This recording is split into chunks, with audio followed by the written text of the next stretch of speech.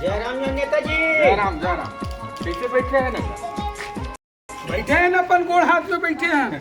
अरे कैसे भैया तो कैसे रहते पर नाराज होकर को उठा था जगह बैठे हैं तो हूँ बैठ जान जी, कोई आपत्ति का बैठे ना, अपन गोड़ हाथ में बैठे रहे भाई। शौक नहीं है तो तीर में बैठे बाहर, समझ गए? अरे मैं तो बैठे है गांव घर के आदमी है, अरे जयराम कहीं से तो मैं आ गए तीर में होता है एकदम मेरे टाइप की बात कर रहे थे। कहा बात है, कहा तो रंजीत से मोर प्रति तेरा बतावे भाई। रंजिश कोई चीज की नहीं है जी। तो कैसे बैठे हो कितने, तो अपन गोड़ हाथ में बैठे हैं तो हूँ शौक लगते तो हूँ बैठ जा। मैं एक कसम बड़े भैया, अरे मैं अपन रास्ता आत हूँ जात हूँ, चुनाव हम दोनों लड़े हैं, हार जीत तो लगे है ना, तो इमा का रंजीत की बात है बता। रहन दे ज्यादा बोल मत।